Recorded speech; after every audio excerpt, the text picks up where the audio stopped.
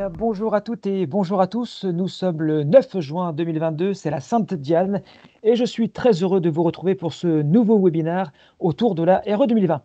Je remercie les premières personnes déjà connectées pour leur ponctualité. Je crois que vous êtes à peu près 160 personnes. Le temps que les derniers participants finissent leur café et prennent le temps de nous rejoindre, car nous sommes plus de 750 inscrits au dernier chiffrage, je vais vous fournir, comme c'est l'usage, les informations logistiques. N'hésitez surtout pas, mais vraiment surtout pas, à poser toutes vos questions dans le chat. Les réponses vous seront peut-être, le mystère est entier, apportées par les intervenants ou, si nous manquons de temps, sous la forme d'une FAQ que vous recevrez en même temps qu'un lien du replay, puisque ce webinaire est enregistré. Enfin, maître du temps, je m'engage, comme à l'accoutumée, à vous libérer à 15 heures, plus ou moins 2 minutes, la fameuse incertitude sur la mesure quand il s'agit de parler de délai dans le bâtiment. Bienvenue donc à ce troisième webinaire organisé par les équipes de GRDF, intitulé Observatoire RE 2020, premières tendances et solutions énergétiques 2025, que j'ai le plaisir d'animer. J'en profite donc pour me présenter, même si certains commencent à me connaître déjà. Ludovic Gutiérrez, responsable grand compte chez CGBAT, et très enthousiaste à l'idée de passer 7 heures, plus ou moins 2 minutes, en votre compagnie. Je voulais annoncer en introduction, ce webinaire est le troisième d'une série sur la RE 2020, les équipes de GRDF s'étant engagées à vous accompagner et à monter en compétences progressivement et ensemble sur le sujet.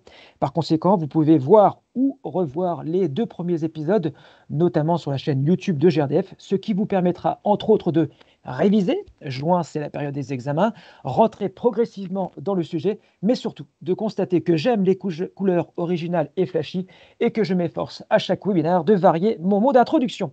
Car oui, c'est un fait. La RE 2020 est entrée en application au 1er janvier 2022 sur le marché du résidentiel. C'est fini, plus personne ne peut reculer ni faire marche arrière.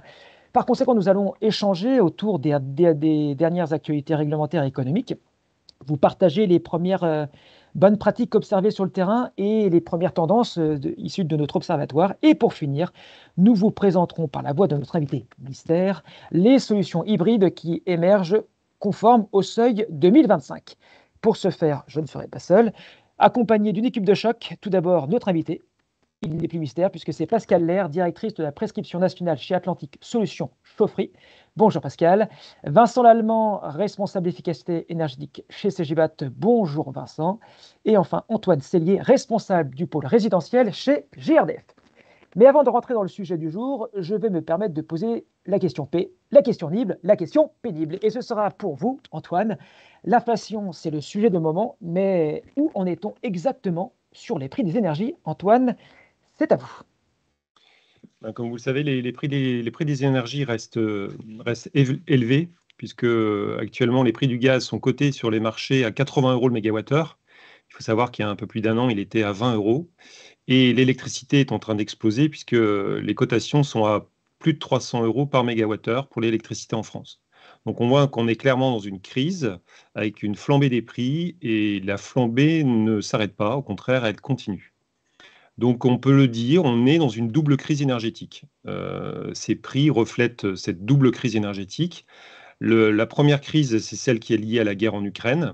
Le risque de rupture d'approvisionnement entretient le risque de pénurie et donc les prix élevés sur les marchés. Et deuxièmement, la deuxième crise, c'est les risques d'indisponibilité du parc nucléaire français, puisque l'autorité de sécurité sur le nucléaire a indiqué que 12 réacteurs pourraient être à l'arrêt l'hiver prochain, ce qui met le marché sous tension et entretient cette hausse des prix. Donc, dans toute crise, il faut voir aussi des opportunités. Et nous pensons que cette crise, elle est une double opportunité pour le pays.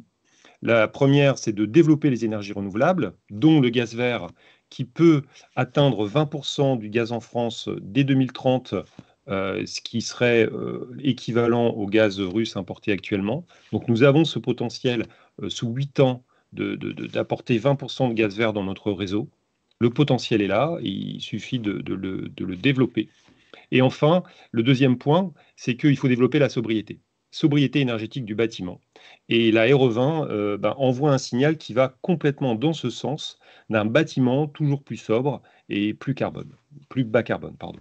Alors, au départ, vous nous avez cassé l'ambiance, Antoine, mais ces derniers messages nous ont reboosté justement, et ça va être l'objet du débat de cette heure qui va se dérouler en votre compagnie. Donc, et ça conforte aussi l'idée que défend GRDF d'un mix énergétique équilibré où toutes les énergies ont leur place dès lors qu'on joue sur leurs atouts. Et du coup, côté, là, c'était les actualités économiques. Maintenant, si on regarde côté RE 2020, quelles sont les dernières évolutions? Donc, l'ARE20 pour les logements a été publié officiellement dans les textes l'été dernier. Ce qui était quand même intéressant de prendre en compte, c'est que les textes ont été publiés au 1er mars 2022 pour les bâtiments tertiaires. Alors attention pour les bureaux et les bâtiments d'enseignement, hein. Par exemple, l'hôtellerie n'est pas incluse dans ce périmètre. Donc, et là, l'application de la RE20 sur ces bâtiments tertiaires sera pour le 1er juillet 2022. Donc, il est indiqué que dans ce décret, il y a un sujet assez intéressant, puisqu'il y a une dérogation temporaire sur le niveau de carbone énergie pour les maisons, qui s'applique pour les maisons construites en ZAC. Donc, cette dérogation, elle est dans ce décret et elle entre en vigueur au 3 mars 2022. Donc, si le permis d'aménager de la ZAC a été déposé avant la fin d'année 2022, les maisons construites sur cette ZAC auront une dérogation avec un seuil carbone légèrement supérieur au seuil carbone de la RE20. Voilà, donc ça c'était pour le décret du 1er mars. Et ensuite, là, les prochains textes qui devraient arriver concernent les extensions et les constructions provisoires. Voilà. Donc, il y aurait des exigences RE20 pour ce type de bâtiment. C'est en cours de discussion entre les filières et les pouvoirs publics. Donc, sur les constructions provisoires telles que définies dans le Code de l'urbanisme et les constructions inférieures à 50 mètres carrés ou les extensions d'une surface inférieure à 150 mètres carrés. Alors, du coup, Antoine, vous ne l'avez pas dit, mais je pense que ça vous brûle les lèvres de vous le dire, donc je vais le dire à votre place. Donc, ça veut dire qu'en maison, si les maisons sont construites en ZAC, on va pouvoir plus facilement mettre du gaz que ce que nous propose les seuils de la RE 2020 en maison individuelle. C'est un peu ça le message qu'il faut en retenir, je suppose. Oui, tout à fait. Très bien. Du coup, on a aussi beaucoup entendu parler de la fin du dispositif Pinel dans l'immobilier neuf. Est-ce qu'il y a un lien avec la RE 2020? Et si oui, quel est-il? Alors effectivement, la grosse nouveauté de ces dernières semaines, c'est l'apparition du décret au 18 mars sur le nouveau Pinel+. Donc le gouvernement a décidé d'arrêter le dispositif Pinel en 2025. Et entre maintenant et 2025, il y a donc un dispositif provisoire qui se met en place, qui est le Pinel+.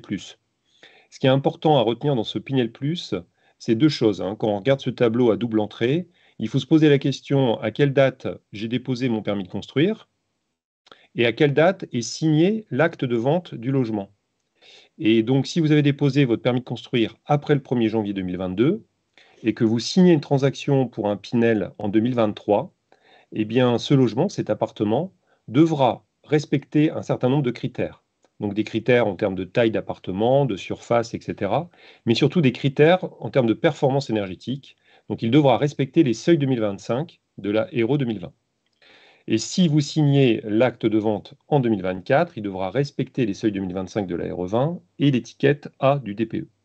Donc ça, c'est quelque chose qui est assez nouveau et qui accélère la prise en compte, comment dire, qui accélère le calendrier de la RE20, puisque on doit appliquer dès à présent les seuils de 2025 pour pouvoir bénéficier du dispositif Pinel+. Alors attention, le Pinel classique reste toujours en vigueur, mais l'État va dégrader petit à petit le pourcentage de réduction d'impôt sur ce Pinel classique. Donc, on comprend à vous entendre que ce Pinel Plus complique une situation déjà finalement compliquée. Et bah, du coup, les constructeurs et les promoteurs ont besoin de conseils éclairés pour avancer pas à pas dans dans ces nouvelles mesures. Donc, à défaut du coup de trouver une solution magique, bah, quel est votre premier retour d'expérience? Je l'ai dit en introduction, voilà, vous avez des retours à nous partager côté GRDF. Oui, donc bonjour à tous. En fait, oui, ce qu'on vous partage aujourd'hui, donc c'est l'étude de cas, les premiers enseignements, puisque ça fait déjà quelques mois, voire années qu'on travaille sur l'ARE 2020 avec des bureaux d'études sur des études paramétriques. On a aussi pas mal travaillé en partenariat avec des maîtres d'ouvrage et des bureaux d'études sur des projets concrets, qui est de la production existante de leur part, qu'on a fait passer sur des bâtiments type RE 2020. Et puis aussi les REX, et là on rentre vraiment dans le côté pratique des premiers permis de construire pour lesquels on a été sollicité sur des opérations qui étaient non conformes au départ. Et on se rend compte que finalement, entre la théorie et la pratique, eh ben, il va y avoir quelques automatismes à développer qui vont permettre de faciliter la saisie de ces études. Et finalement, parfois, ça tient à pas grand-chose de rendre une étude non conforme. Conforme, pardon. Donc le premier point, c'est la slide suivante. Donc c'est les consommations liées aux usages déplacements. Pour rappel, hein, en RE 2020, jusqu'à maintenant, c'est comme la RT 2012. On retrouvait les usages chauffage, ECS, climatisation, éclairage et les consommations liées aux auxiliaires de ventilation. Et la nouveauté de la RE 2020, c'est les consommations liées au déplacement de l'usager à l'intérieur du bâtiment. Donc, dans ces consommations, on va retrouver les consommations liées aux ascenseurs, les consommations liées à l'éclairage des parkings et aussi la consommation liée à la ventilation mécanique de ces parkings. Et ce qu'on se rend compte, en fait, dans les premières études qu'on a pu voir, c'est que finalement, certains paramètres qui sont pourtant d'usage dans la construction, s'ils ne sont pas rentrés dans le moteur de calcul, puisque ce qu'il faut savoir, c'est que les valeurs sont rentrées par défaut, et que si on ne vient pas faire l'effort ou qu'on n'a pas le réflexe d'aller rentrer ces valeurs telles qu'on les constate sur le terrain, et ben en fait, cette part liée aux usages déplacements, elle peut représenter jusqu'à 30% du bilan sur le CEP NR ou le CEP. Et finalement, une fois qu'on a utilisé ces 30%, bah, il est très difficile de venir retravailler sur le bâti pour les diminuer, puisque soit ça veut dire qu'il faut supprimer des cages d'ascenseur ou des niveaux de parking, ou alors l'autre levier, bah, on le voit, c'est d'aller travailler sur les autres postes, et donc finalement d'aller travailler sur l'enveloppe du bâti. Donc finalement, pour des valeurs mal renseignées au départ, on va se retrouver à devoir faire des efforts sur l'enveloppe bâtie, alors qu'il y a quelques astuces donc, qu'on a pu voir, donc notamment sur les éclairages parking, qui ici sont rentrés par défaut. La valeur d'un éclairage parking d'une place, elle est rentrée à 75 watts, alors qu'en fait la majorité, si on est en éclairage LED, on passe à 16 watts, donc on voit qu'on diminue la puissance de manière conséquente. La détection de présence aussi, qu'on retrouve dans la majorité des programmes aujourd'hui, elle entraîne un abattement de 80% des consommations d'éclairage. Donc là aussi, l'impact est énorme sur les consommations. Et donc, on a vu des projets finalement qui étaient non conformes, où rien qu'en allant renseigner ces deux paramètres-là de manière correcte, de manière détaillée, on arrivait à diminuer les consommations par deux. Un autre point sur les ventilations mécaniques de parking, la réglementation impose d'avoir une ventilation mécanique quand on a deux niveaux, quand on n'a qu'un seul niveau de parking. Elle n'est pas obligatoire à confirmer avec votre bureau d'études. Mais en tout cas, là aussi, on peut s'économiser des consommations. Et enfin, le dernier point, ça va être sur les ascenseurs, puisque donc on va venir prendre en compte les consommations donc d'ascenseurs à la fois pour l'occupant, mais les ascenseurs pour les voitures, s'il peut y en avoir sur les programmes immobiliers. Et là aussi, attention à essayer de ne pas multiplier ces cages d'ascenseurs qui vont avoir des consommations importantes et privilégier plutôt les produits avec des ascenseurs qui vont faire de la récupération d'énergie à la descente, qui vont avoir un meilleur bilan énergétique à la fin dans la saisie. Et enfin, pour finir, un ordre de grandeur de ces consommations. Aujourd'hui, dans une étude, quand on est entre 3 et 8 kWh d'énergie primaire par mètre carré par an, c'est une valeur qui est correcte. Au-delà, on peut commencer à se poser la question, il doit y avoir des optimisations à aller faire dans la saisie de ces valeurs-là. D'accord, donc là, vous nous avez déjà commencé à nous donner des trucs et astuces sur la saisie, puisque et vous le disiez, entre théorie et pratique, il y a pas mal de réalités chiffrées qui vont impacter le projet. J'en profite pour rappeler, puisque c'est lors de votre intervention, ça m'avait fait penser à ça, qu'il y a un dossier sur le site internet de CGBAT qui compare finalement les exigences liées à l'RT 2012 au référentiel E plus C- et la RE 2020, justement pour voir un petit peu les différents périmètres de saisie en fonction des différents référentiels sur lesquels on s'appuyait pour expérimenter le bâtiment performant. Du coup, c'est noté pour les déplacements, Vincent. Alors, je sais qu'en préparant ce webinaire, vous m'aviez parlé de 5 points de vigilance. Si vous deviez nous parler du second point, s'il vous plaît. Et il est Alors, à l'écran, c'est la perméabilité. Voilà. tout à fait. Le second point concerne la perméabilité des logements, donc qui va caractériser l'étanchéité du logement. Donc, en fait, on va caractériser les pertes via la ventilation qui vont avoir lieu et qu'on va devoir compenser par la suite. Donc, en fait, plus le logement va être, plus l'étanchéité va être petite, moins on aura de pertes, donc moins il faudra les compenser. Comme en RT 2012, les valeurs de perméabilité sont les mêmes. On est toujours à 0,6 mètres cubes par heure par mètre carré en maison individuelle et 1 mètre cube par heure par mètre carré en logement d'habitation collectif sous 4 kPa. Donc ces valeurs-là ne changent pas. La nouveauté de l'Aéro 2020, c'est qu'en fait, on va venir pénaliser les valeurs qui vont être réalisées par échantillonnage. Comment ça se passe? Donc en fait, quand on va rentrer une valeur dans le moteur de calcul à 0,8 par exemple, et ben en fait, cette valeur-là va être pénalisée de 20%. Donc à la mesure, en fin de chantier, quand vous aurez la mesure, il faudra mesurer 0,66. Donc attention à pas trop descendre sur cette valeur-là, puisqu'en fait, plus la valeur va être basse, on gagne rapidement des points dans le moteur de calcul. Par contre, en phase chantier, on n'aura peut-être plus beaucoup de marge de manœuvre si jamais l'étanchéité est pas au rendez-vous. L'autre manière d'être conforme, ça va être de rentrer finalement, de faire une mesure soit globale à l'échelle du bâtiment, ou alors de venir mesurer la perméabilité sur tous les logements. Et dans ce cas-là, on pourra effectivement saisir la valeur qu'on aura mesurée dans le moteur de calcul. Il n'y aura pas de pénalité appliquée. Alors, lorsque vous avez pris la parole sur ce point perméabilité, vous avez parlé de la ventilation. On sait que la ventilation connaît une attention toute particulière en RE 2020 puisque ces exigences sont renforcées. Si vous deviez nous parler justement du troisième point de vigilance sur la ventilation, qu'est-ce que vous pourriez nous dire du coup, Vincent? Alors, le constat qui était fait en RT 2012, c'était que la ventilation, il y avait encore beaucoup de non-conformité à la mise en œuvre, que c'était pas forcément soigné. Donc là, un des moyens d'optimiser le bilan dans la RE 2020, c'est de passer sur des classes de ventilation, on l'a constaté sur pas mal de projets.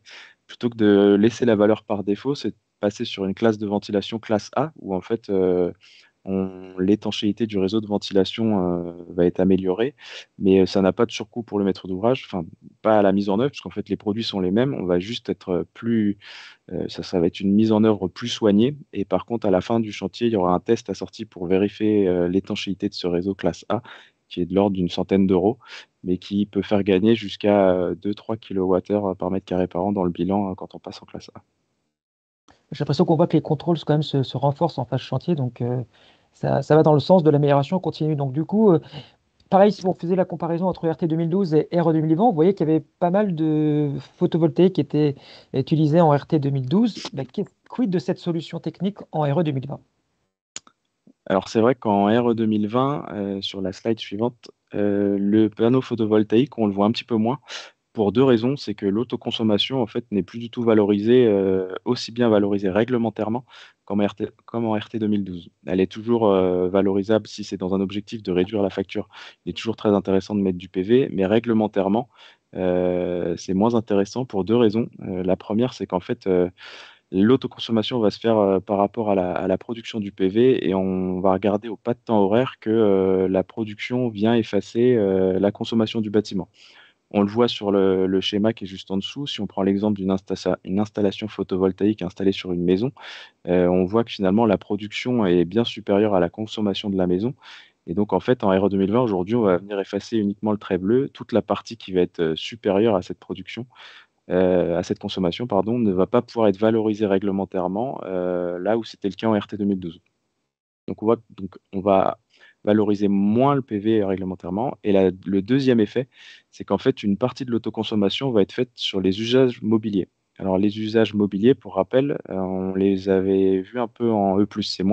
Ça va concerner tous les équipements qui vont être installés après la réception du bâtiment, donc tout ce qui va concerner l'électroménager, la bureautique, la domotique.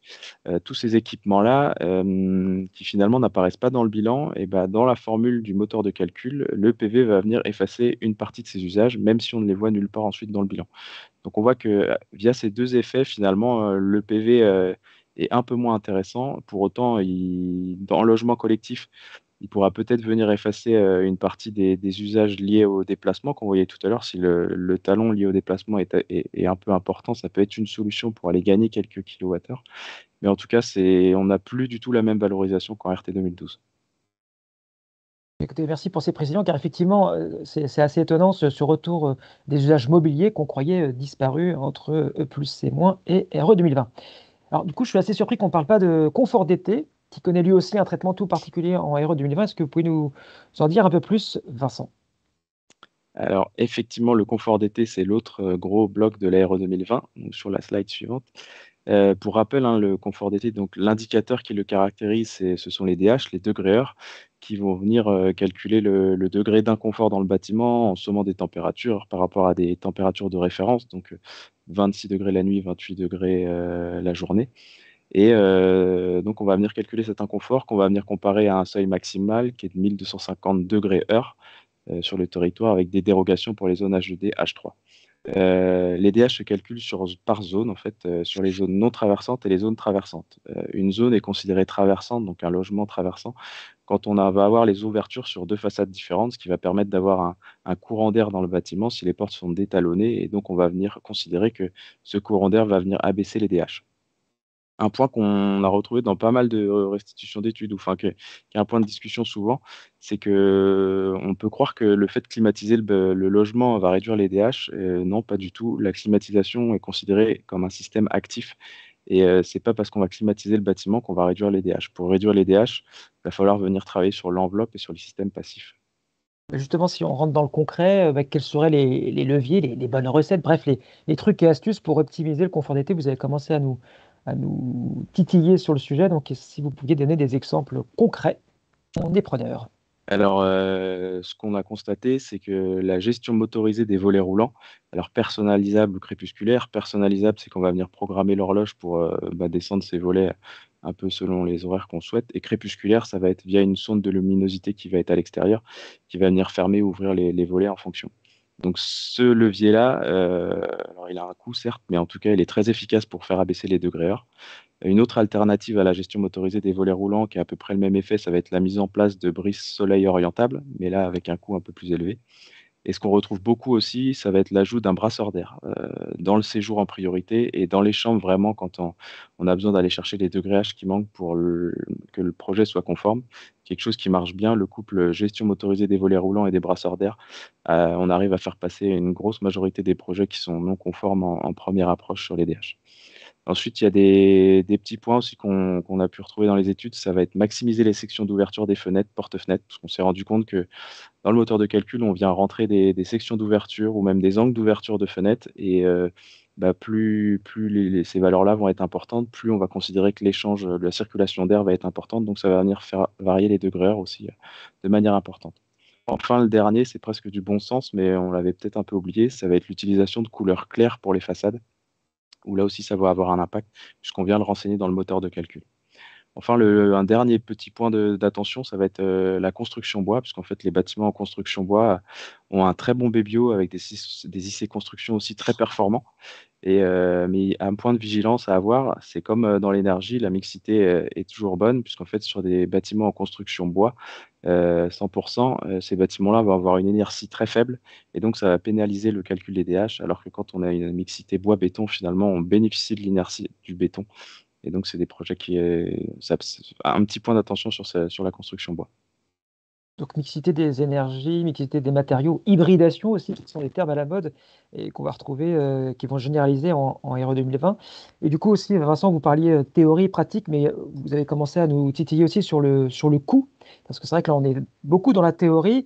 On a des petits exemples pratiques pour améliorer la saisie du projet et la performance en mode occupation. Mais c'est vrai que la notion du coût, si on multiplie les équipements, va pouvoir entrer en ligne de mire. Et c'est une question qui va être importante, surtout quand on fait le retour en arrière sur ma première question que je posais à Antoine sur dans un monde où l'inflation est importante, le coût de construction et d'utilisation va aussi fortement impacter le portefeuille des occupants.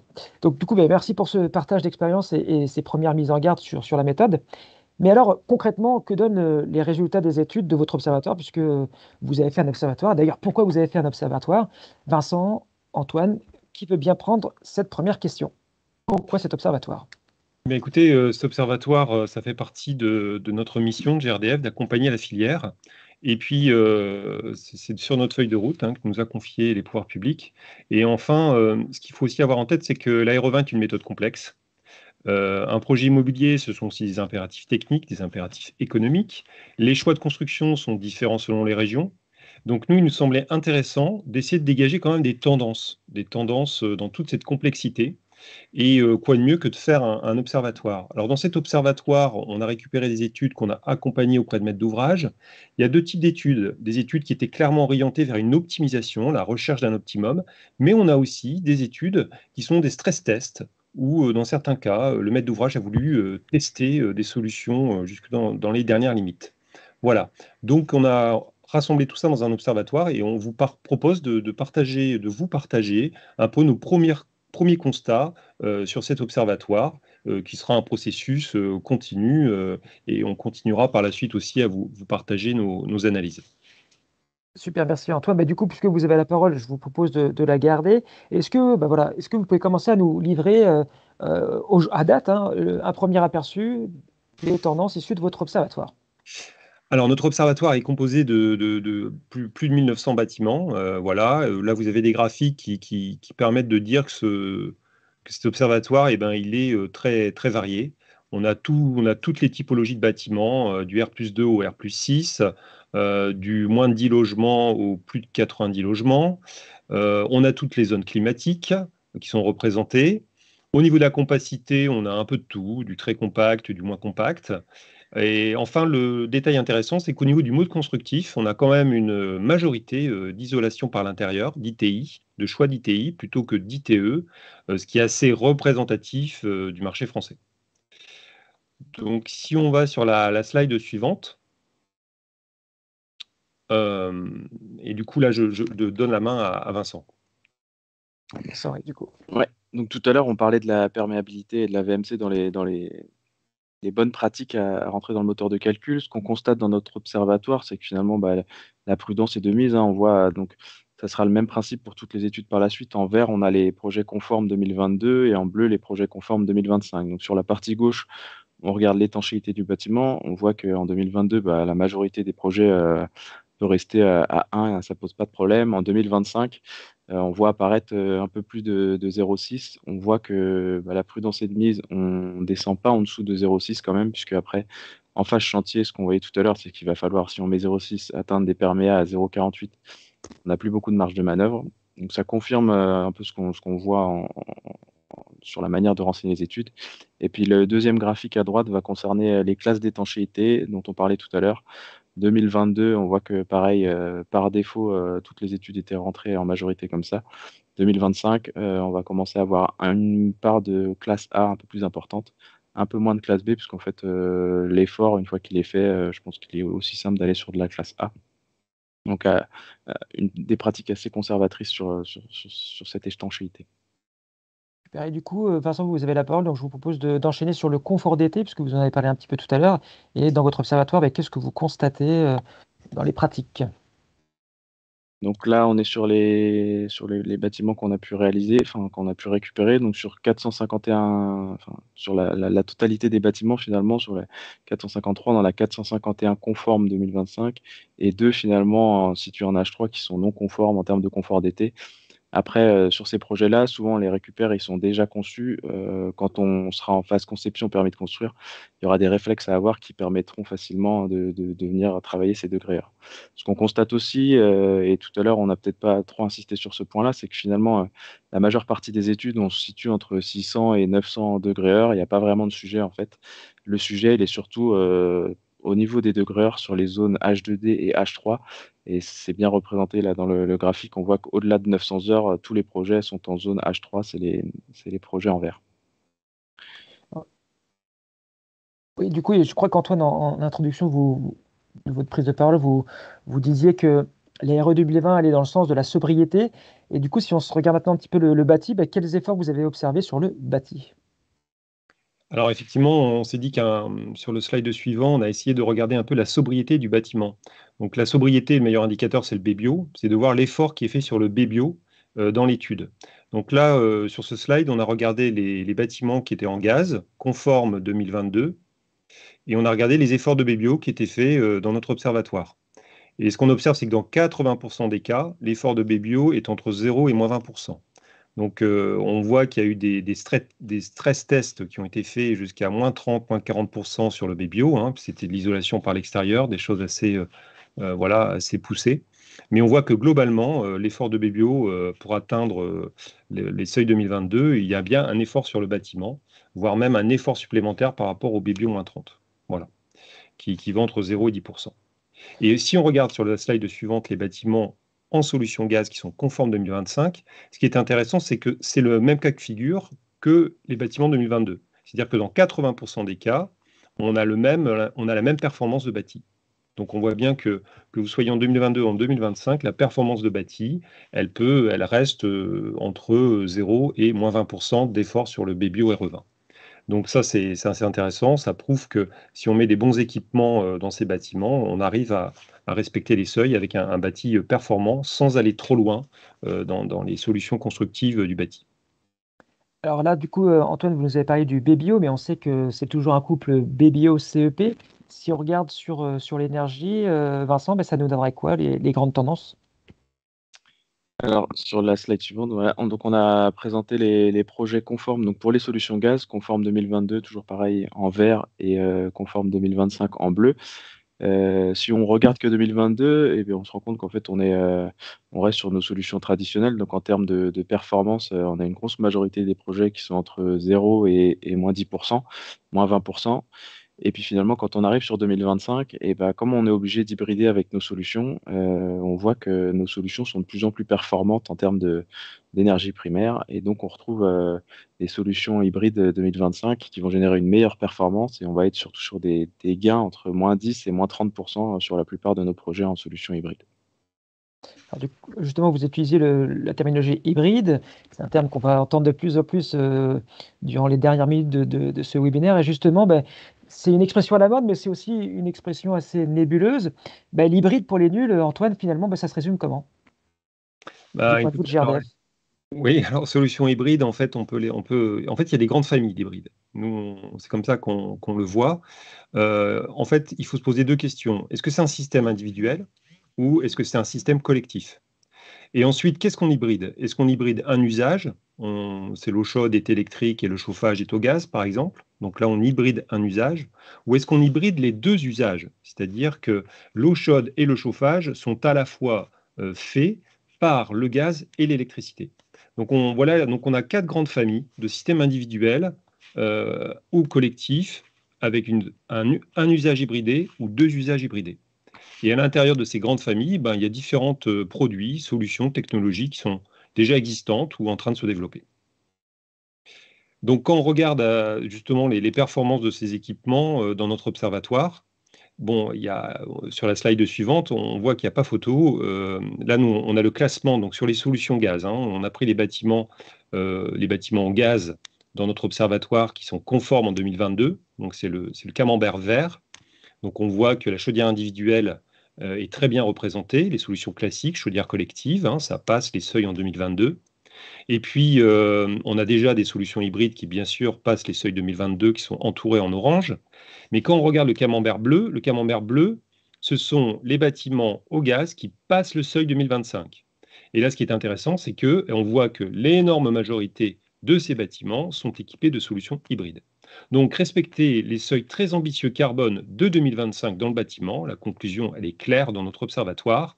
Ça, il faut passer par des solutions hybrides. Par contre, ce qui est intéressant, c'est que toutes les familles hybrides sont représentées. Et ça, c'est très intéressant parce que ça veut dire qu'il y a une diversité de solutions pour les maîtres d'ouvrage. Très bien, merci Antoine. Et du coup, on le dit, hein, le hybride dès 2022 pour le bâti, si on mixe bois et béton pour notamment le confort d'été, et puis dès 2025 sur l'énergie pour hybrider un ou deux usages. Merci Antoine pour toutes ces précisions. Mais néanmoins, si on veut aller plus loin dans la définition de l'hybride, Vincent, c'est vers vous que je me tourne. Comment compléter les éléments de langage que vient de nous apporter Antoine? Donc là, effectivement, sur ce graphique, on a représenté les solutions 2025, solutions gaz conformes 2025, en fonction de l'IC Énergie, avec en hausse qui est conforme, la droite de l'IC Énergie Max. Et donc, on a représenté nos points, nos différentes solutions. Et en fait, ce qu'on se rend compte, c'est que c'est ce que disait Antoine tout à l'heure par rapport à l'hybridation. Il va y avoir l'hybridation sur un seul usage et l'hybridation sur deux usages. L'hybridation sur un seul usage, on voit qu'on va venir tangenter les valeurs, mais avec un peu de marge aussi. Ça va être la forme verte un peu. Et puis quand on va aller sur de l'hybridation deux usages, eh ben, on va encore décarboner un peu plus et on est plutôt sur la forme bleue, où donc on va retrouver la PAC hybride collective ou la PAC hybride individuelle dans ces formes-là. Et bien, du coup, merci beaucoup, Vincent, pour ces précisions. Pas frustré, vous avez pu dire tout ce que vous avez eu envie de dire sur cette slide? Oui, oui, non, très bien. Après, c'est vrai qu'il y a Oui. une hybridation dont on n'a pas trop parlé et qu'on est en train de creuser un peu plus. C'est l'hybridation avec le bois aussi, puisqu'on parlait d'hybridation, mais toutes sortes d'hybridations sont possibles. Elles ressortent pas encore dans nos graphiques, parce qu'on n'a pas eu le temps de rentrer toutes les études, mais on a aussi des solutions conformes avec de l'hybridation bois, solaire, électrique. Enfin, il y a plein de sortes d'hybridations qui sont possibles pour respecter les seuils 2025. J'ai senti que vous aviez envie de compléter votre réponse, donc c'est pour ça que je vous ai tendu cette perche. Merci pour ces éléments, et puis ça appelle aussi un futur webinaire, peut-être pour parler de cette future solution hybridée bois. Écoutez, merci Antoine et Vincent pour cette présentation des premiers retours d'expérience sur l'observatoire. Mais du coup, en conclusion, et là je vais passer la parole à Antoine, sur cette séquence observatoire, ben, c'est quoi le mot de la fin que vous souhaiteriez que nos auditeurs retiennent? Alors, ah, avant de conclure, je crois que Vincent voulait dire quelque chose sur les performances du bâti. Ah, excusez-moi. Oui, donc en fait, on a fait l'exercice aussi, puisqu'on parle beaucoup hybridation, on voit que l'hybridation des usages dans le slide plus haut permet de beaucoup décarboner. Et donc, on a fait l'exercice dans la base qu'on a aujourd'hui avec les études qu'on a pu rentrer. Finalement, c'est quoi un bâtiment compatible RE 2025 avec une solution hybride deux usages? On se rend compte que les prestations, elles sont pas extraordinaires, hein. Bien sûr, il y a un surcoût par rapport à ce qu'on faisait en RT 2012, mais on reste sur de la prestation standard avec de la brique avec un R2.1. 12 cm de polystyrène sur de l'ITI. Ensuite, si on regarde le plancher bas, bah, pareil, on est sur un R entre 2,50 et 2,35 avec 10 cm de flocage.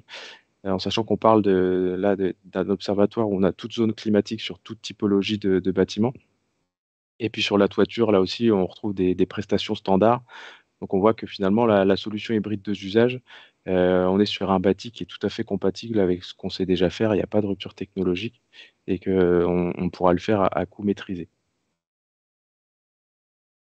Très bien, merci Vincent. Donc du coup, j'avais un petit peu, j'avais été trop vite et du coup, Antoine, je vous laisse le mot de la fin pour la conclusion sur cette partie observatoire, cette séquence observatoire. Donc, ouais, vous l'avez compris, on ne peut pas encore conclure sur l'observatoire parce que c'est un travail, c'est un chantier en cours et on continuera de partager avec vous nos analyses.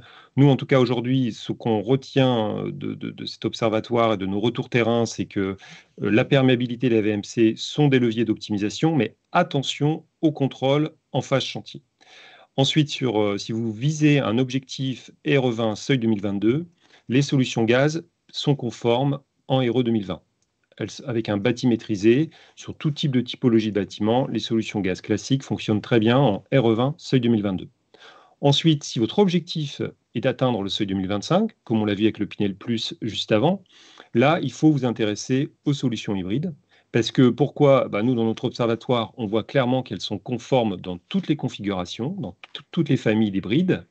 Elles sont performantes, elles permettent de faire des économies d'énergie. On l'a vu avec l'énergie primaire, elles sont bas carbone, elles permettent de bien décarboner le bâtiment.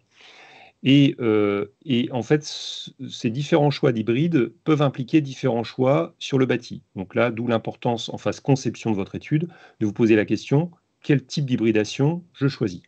Et enfin, l'hybridation double usage, on voit qu'elle est conforme en RE 2020, qui est un bâti, somme toute, assez standard, au sens RE20.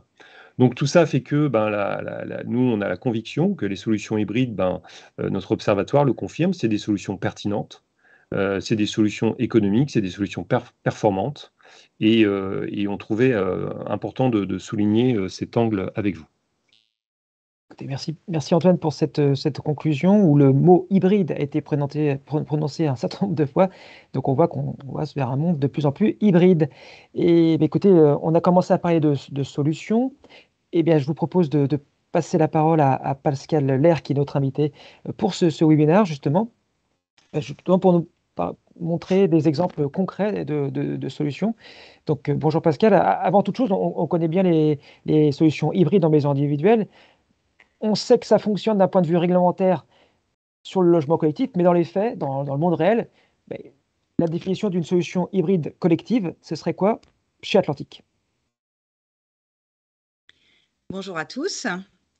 Alors, en effet, le sujet est de parler des solutions hybrides en collectif. Donc, pour qu'on sache tous comment s'aligner sur ce qu'on veut dire, sur le slide suivant, je vais vous expliquer ce qu'on entend par une solution hybride collective. Donc, globalement, une solution hybride, ce qu'on veut dire, c'est qu'elle a deux énergies, elle utilise deux énergies. On va faire du préchauffage par une ou plusieurs pompes à chaleur collectives, dans notre cas la RO, préchauffage. Ça va donc fournir une partie des besoins, et souvent on va parler d'un pourcentage de NR, besoin chauffage et ou eau chaude, on va voir ça après. Et puis un appoint gaz par une ou plusieurs chaudières collectives à condensation qui vont fournir le reste du besoin, gérer le bouclage et également faire le secours. Ça sera dans toute notre démonstration ce qu'on veut dire dans des solutions hybrides.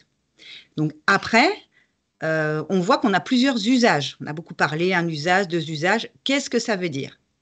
Donc dans les applications hybrides, on va parler de pompe à chaleur par usage. Donc soit vous pouvez hybrider la partie chauffage, donc c'est le dessin sur votre gauche. Donc, en clair, qu'est-ce que c'est? Vous avez une pompe à chaleur à l'extérieur. Donc, n'oublions pas que nous sommes en situation de logement collectif. L'ensemble de ces équipements sont centralisés.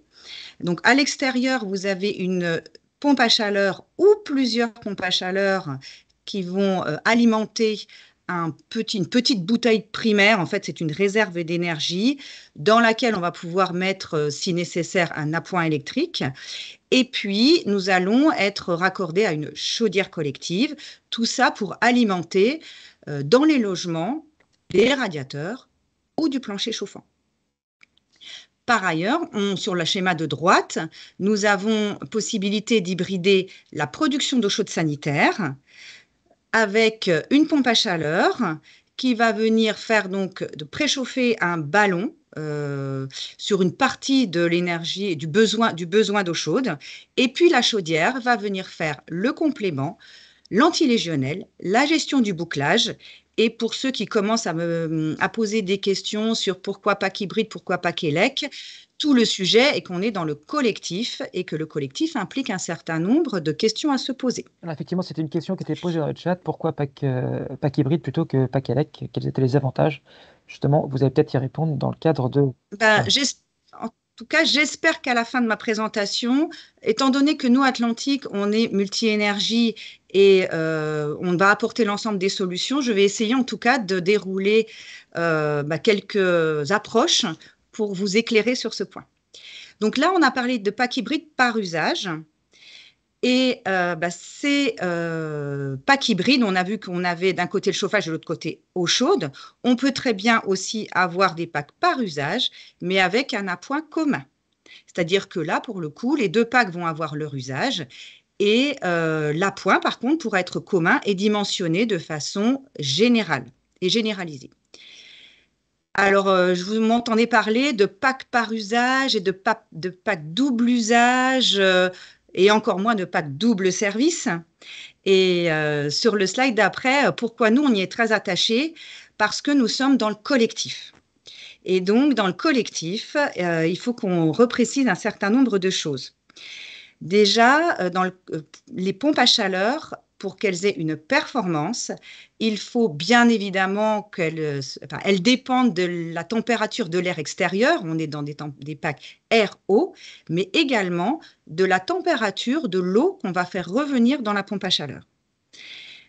Quand on est en chauffage hybride, la PAC, elle préchauffe les retours chauffage d'un circuit régulé et ça va permettre, donc on va la mettre nous sur le retour chauffage, ce qui fait qu'on va complètement adapter la performance par rapport aux retours les plus froids.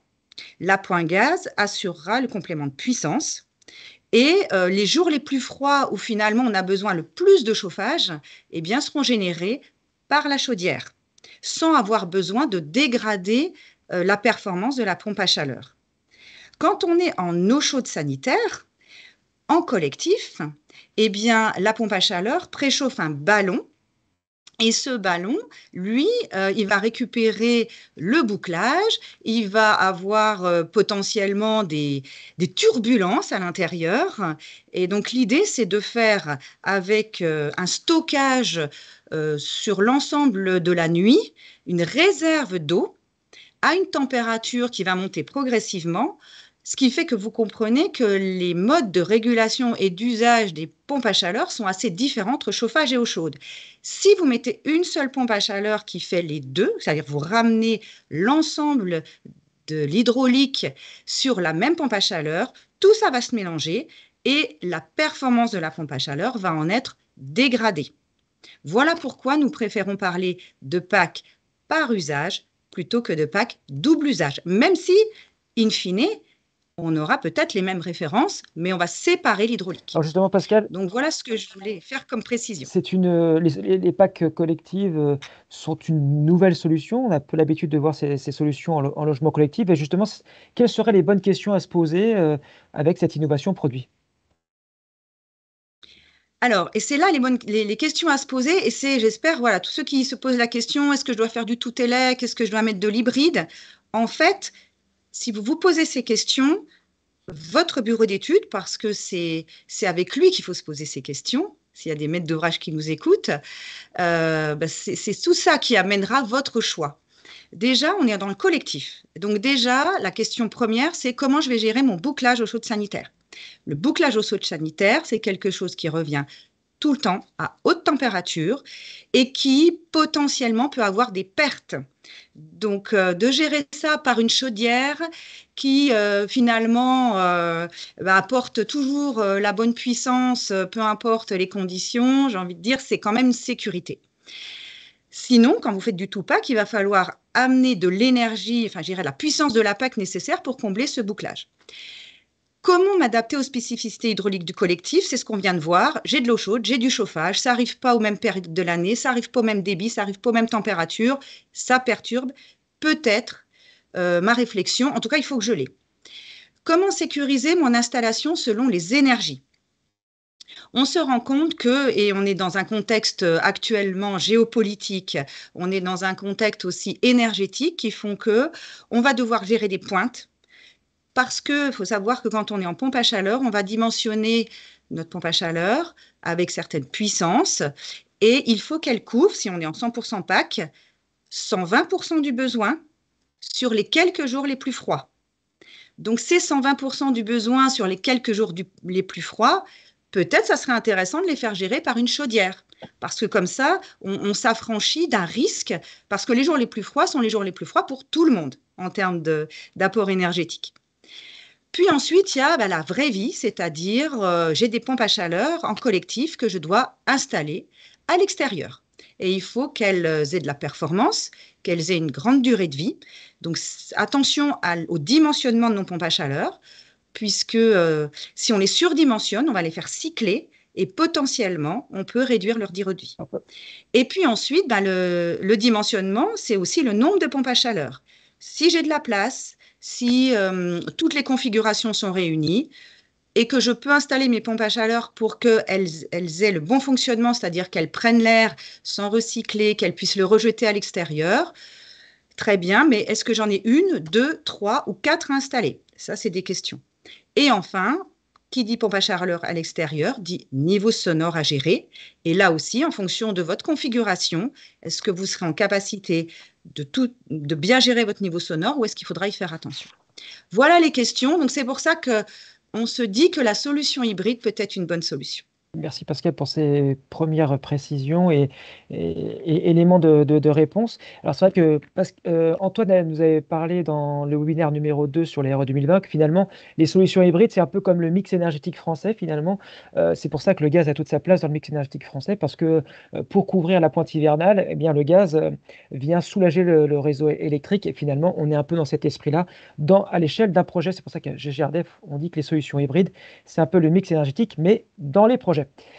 Merci pour ces précisions. Et du coup, si maintenant on rentre un petit peu plus dans la pratique, au regard d'un cas concret, vous avez simulé des résultats au regard d'un bâtiment type. Est-ce que vous pouvez nous en parler, s'il vous plaît, Pascal?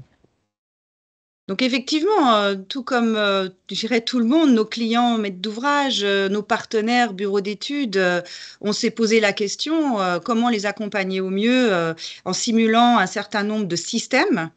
Donc nous, au sein d'Atlantique, nous avons fait aussi près de 300 simulations sur un bâtiment de 30 logements pour voir quel système pouvait être pertinent dans la RE 2020. La question du jour, c'est est-ce que les systèmes hybrides sont pertinents? Donc ce bâtiment de 30 logements, vous l'avez là. Et ce qu'on s'est rendu compte, sur le slide suivant, c'est que la solution hybride par usage, en hybridant et l'usage chauffage et l'usage eau chaude sanitaire, tel que l'a dit précédemment Antoine et Vincent, on se rend compte qu'au niveau 2022, avec un bâti standard, c'est-à-dire positionné à BBio égale BBio Max, ça place le CEP NR, ça passe le IC énergie, le IC construction, les degrés-heures ne sont pas vraiment c'est assujetti à d'autres contraintes, mais on va dire qu'on s'est mis dans un bâtiment qui puisse répondre à ces degrés-heures. Et surtout, puisque ça sera le sujet d'après, c'est que nous sommes en classe DPE A.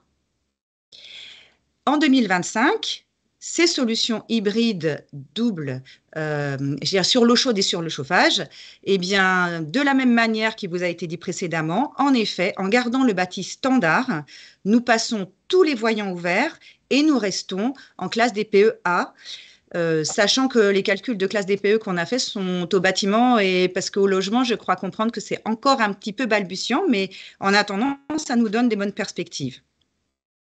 Justement, Pascal, du coup, dans la slide de votre prise de parole, vous parliez de décarbonation progressive. Quels sont les enjeux autour de cette décarbonation progressive et comment ça s'applique chez Atlantique Solutions Chaufferie?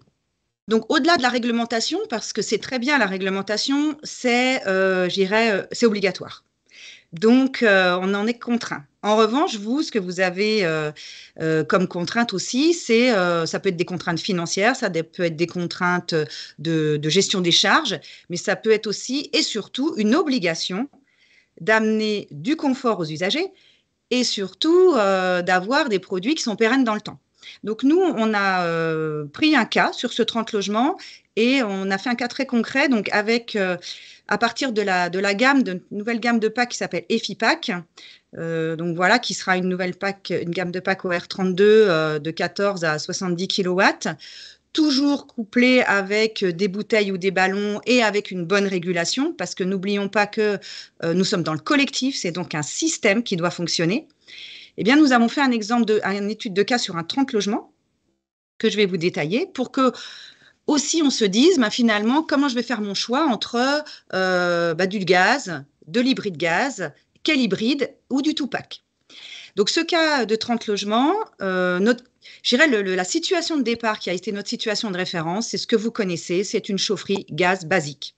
Chaufferie gaz basique qui, on l'a vu, pourrait passer avec un renforcement du bâti. Ça, c'est maîtrisé sur ce 30 logements. On a un ballon, donc que je ne dise pas de bêtises, qui doit être de 750 litres et une chaudière de 100 kW. On connaît, on sait, la filière est absolument à l'aise avec le sujet.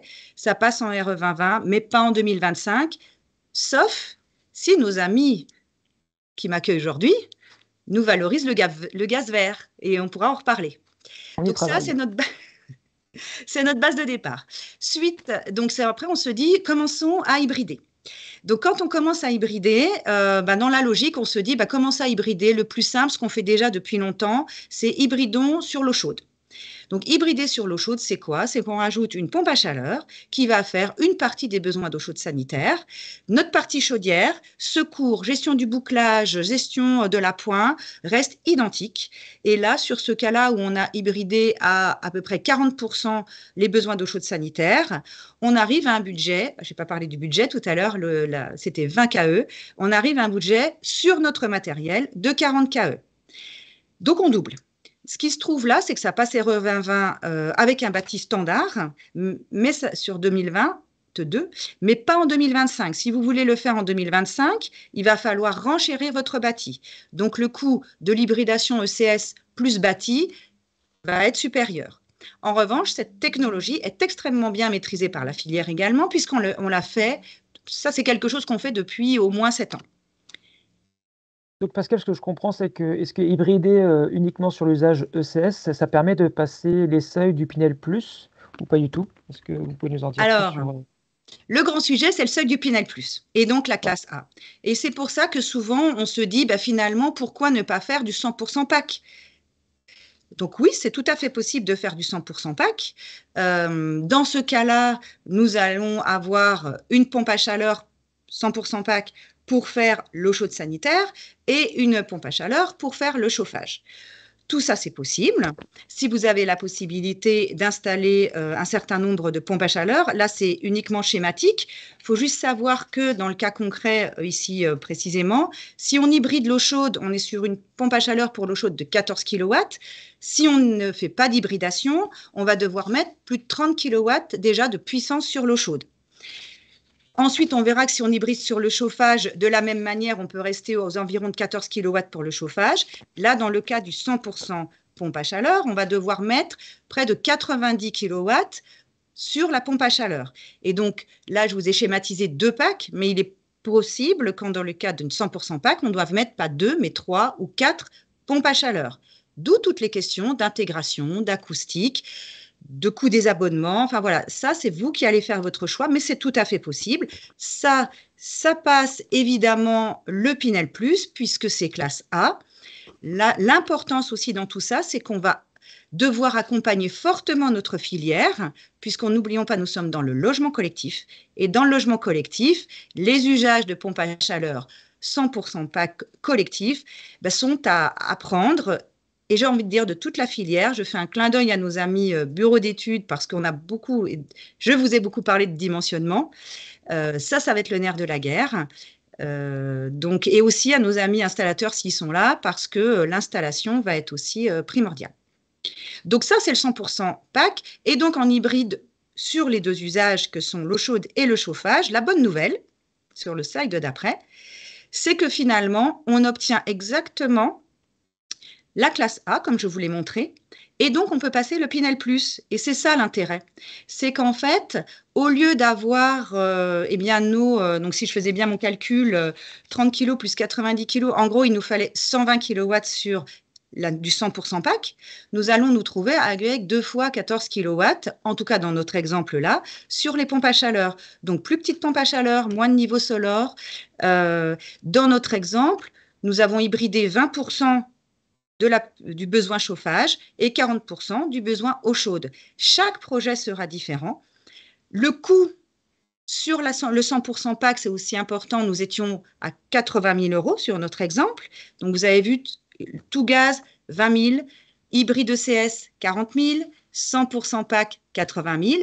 Et l'intérêt là, c'est qu'en fait, en hybridant les deux usages, on n'est qu'à 53 KE sur l'équipement. Et le gros intérêt, c'est que nous ne surenchérissons pas le bâti. Donc, c'est une situation intéressante en coût, une situation intéressante pour la filière parce que ça nous permettra son apprentissage progressif. Et je terminerai, parce que notre filière, on est tous ensemble, c'est qu'il faut beaucoup d'accompagnement. Donc, je terminerai là-dessus sur le slide d'après. C'est qu'en effet, cette solution hybride va nous permettre de cocher toutes les cases. Mais comme je suis aussi maître du temps, je voulais vous dire que sur le slide final, nous allons avoir besoin de parler réglementation, bien sûr, avec vous, mais nous parlerons aussi beaucoup dans le collectif d'hydraulique pour avoir la performance des machines et que toutes les machines aient leur meilleure performance. N'oublions pas qu'une pompe à chaleur, son coefficient de performance varie de 1 à 6, quand une chaudière gaz, son coefficient de performance, son rendement varie de 97 à 110. Donc, il faut faire très attention à l'hydraulique pour que la performance soit là sur les packs.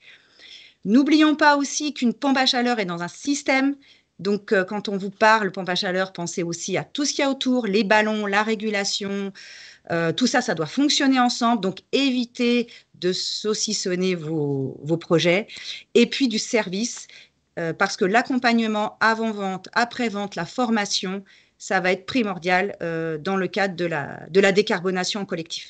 Alors Pascal, il y a une petite question posée par nos auditeurs sur la simulation d'une PAC hybride dans le moteur de calcul, notamment sur l'IC Construction. Est-ce qu'on a les données environnementales? Est-ce qu'on arrive à... Comment on saisit ce type d'équipement? Est-ce que c'est facile aujourd'hui? Alors, sur les packs hybrides, en fait, on a une partie... en fait, le sujet, c'est les fiches PEP dans la partie des équipements. Il se trouve que globalement, autant sur les équipements, je dirais du bâti, les fiches FDES sont plutôt nombreuses. Sur les fiches PEP, on est en construction et donc sur cette IC Construction, pour l'instant, nous, ça passait, mais c'est vraiment un indicateur qui va être...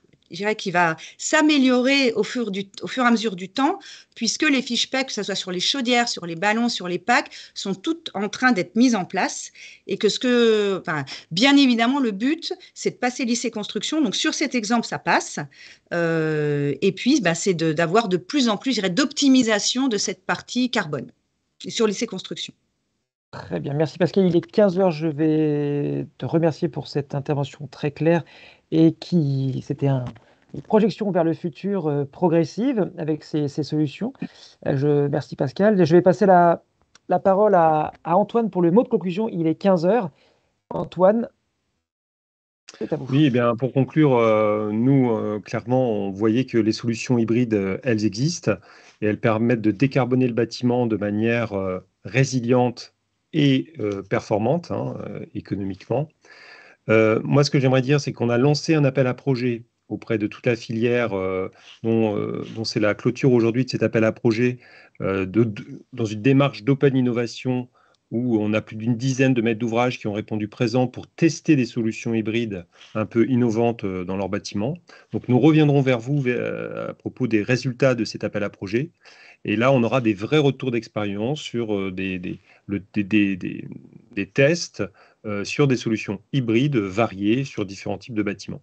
Donc, on fait de l'open innovation. On va continuer à vous alimenter sur ce sujet de l'hybridation dans le collectif. Et enfin, la deuxième chose que j'aimerais dire, c'est que l'hybride, ce n'est pas qu'un sujet franco-français et revin, c'est un sujet européen. Et j'aimerais indiquer que la semaine dernière, le gouvernement hollandais a affiché une volonté d'imposer la PAC hybride à partir de 2026. Donc on voit bien que l'hybride est aussi subventionné en Italie et est soutenu au UK. Donc on voit bien que c'est une solution européenne. L'ADEME et RTE ont estimé qu'en 2050, si on décarbonait la France, il faudra plus de 2 à 5 millions de packs hybrides. Donc on voit bien que la révolution est en marche sur le logement et ça passera par l'hybride. Merci Antoine pour ces mots de conclusion. Il y a d'ailleurs une vidéo qui a été faite par Cegibat dans le cadre de sa web-série sur l'hybridation, sur un ton décalé mais avec du fond. Donc je vous invite à aller la visionner sur la chaîne YouTube de Cegibat, une vidéo sur l'hybridation. Merci, je remercie l'ensemble de mes interlocuteurs, Pascal qui était notre invité, Antoine et Vincent. Je remercie Nicolas à la régie. Je remercie Stéphanie et Clément qui était modérateur. Vous étiez plus de 300 à suivre ce webinaire en direct. Je salue aussi les gens qui nous verront en replay. Nous sommes dans les 2 minutes de dépassement réglementaire. Je vous souhaite une agréable fin de journée et à très bientôt. Un bel été à vous. Bonne journée à vous. Au revoir. Au revoir.